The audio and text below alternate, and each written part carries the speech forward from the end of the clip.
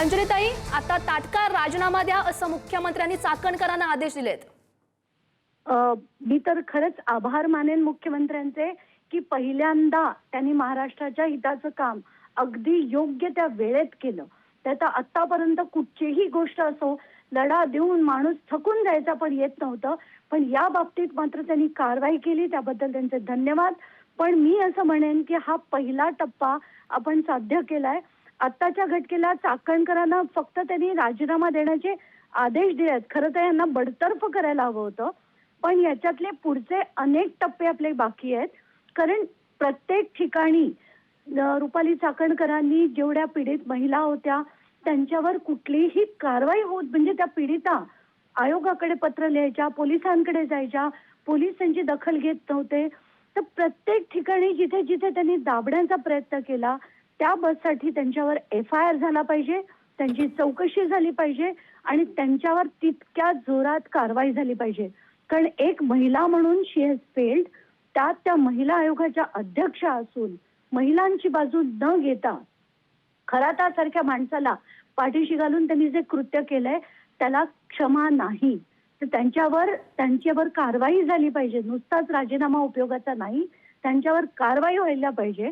एवढंच नाही तर मला आत्ताच्या घटनेला त्या पीडित महिला असो किंवा 2 प्रकरणं जी मी आज सकाळी सांगितली, एक त्याच्यातला विकास देवटे नावाचा जो शिर्डीला ज्या माणसाने आत्महत्या केली त्याची केस रिओपन झाली पाहिजे।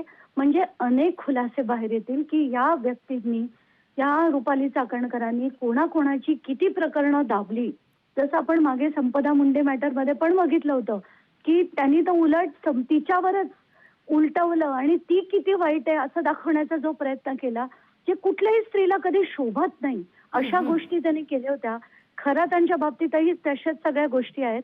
हा त्यातला पहिला भाग झाला आणि इतरही तपास जे राजकारणी, ते मी आज सकाळी जे म्हटलं की ते उष्णोजल जे हे खरात बनवायचे ते घेणारे, त्यांचे कोण कोण गिराईक होते, कोणाच्या गाड्या, कोणाचे हेलिकॉप्टर त्यांच्याकडे यायचे, या सगळ्या गोष्टीचा आता खुलासा झाला पाहिजे असंच मला वाटतं। बरोबर। अंजलीताई, हाच मुद्दा पकडून मी पुढचा प्रश्न विचारते। मगाशी आम्ही रुपाली ठोंबरे पाटील यांच्याशी संवाद साधला, त्यांचं असं म्हणणं आहे हे साधं रॅकेट नाहीये, हे मोठं सेक्स रॅकेट आहे, यात अजून अनेकांचा सहभाग आहे। याबाबत तुम्हाला नेमकं काय वाटतं?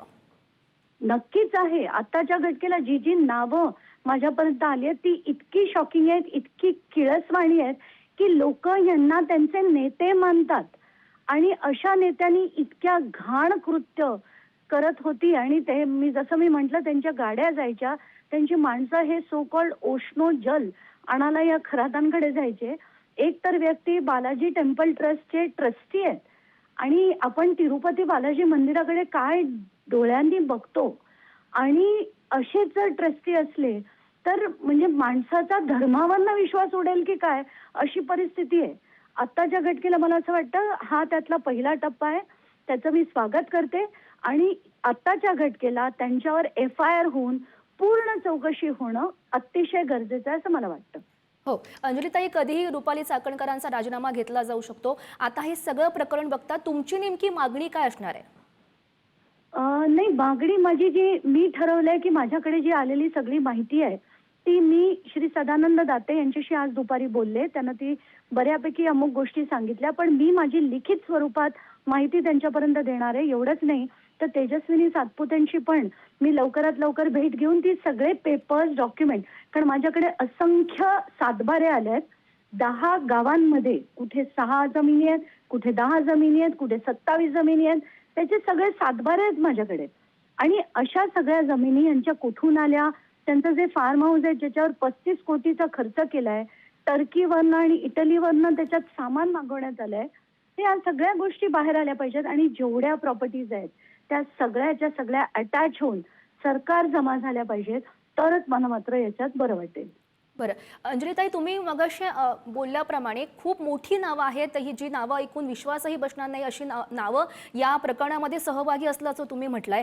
काय वाटतं कोण कोण यामध्ये सहभागी आहेत?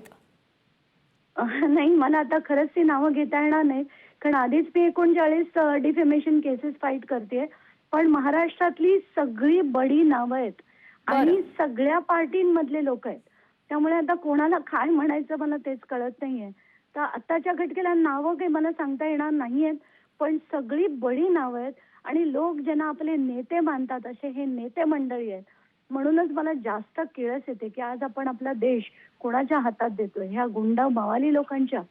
याचंच मला बरोबर, दुःख नेहमी नक्कीच. होतं. नक्कीच अंजलीताई, तुमचा मुद्दा आमच्यापर्यंत पोहोचलेला आहे. खरंच आता या प्रकरणाचा कशा प्रकारे तपास केला जातो आणि कोण कोण यामध्ये सहभागी आहेत हे समोर येईलच. धन्यवाद अंजलीताई दिलेल्या सगळ्या सविस्तर माहितीसाठी. तर